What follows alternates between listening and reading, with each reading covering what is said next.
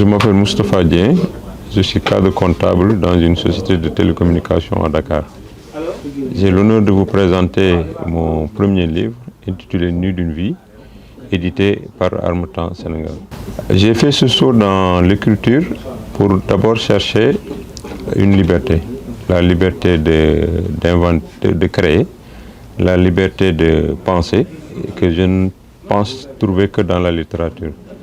Donc c'est pour moi une opportunité de m'exprimer et de dire ce que je pense en écriture. J'ai choisi ce titre, Nuit d'une vie.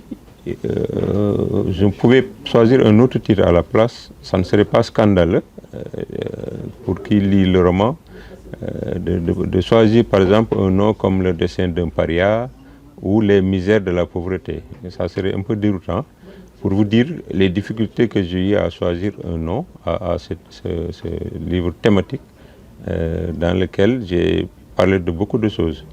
Donc c'est justement ce qui explique ce choix-là de Nuit d'une vie. Et à la place, je pouvais choisir effectivement un autre nom. Dans mon livre, j'ai évoqué plusieurs thèmes. J'ai parlé de la pauvreté, j'ai parlé de l'injustice, surtout l'injustice faite aux femmes. J'ai aussi parlé de la nouvelle civilisation urbaine. C'est l'essentiel d'ailleurs de mon livre, où la ville paraît un peu cruelle envers les gens qui n'ont pas les moyens de vivre et qui n'ont d'autre choix que de quitter la ville. Et j'ai créé exprès une cité,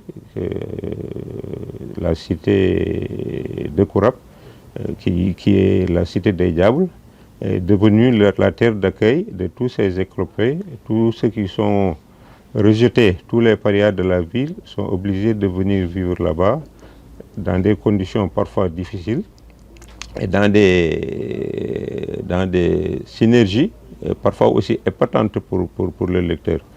Donc c'est une cité extrêmement pauvre, où règne vraiment une pauvreté abyssale, mais au-delà de cette pauvreté, j'ai essayé quand même de fouiller les au-delà de cette pauvreté et inattendument découvert des jouissances qui ne sont pas forcément assouvies dans les milieux que l'on dit riches. Donc c'est peut-être ça l'intérêt du roman. La pauvreté n'est pas que le malheur, on rit aussi en étant pauvre, on chante l'amour en étant pauvre, et c'est l'amour vrai, l'amour pur qui vient dérider un récit parfois glaçant de tristesse.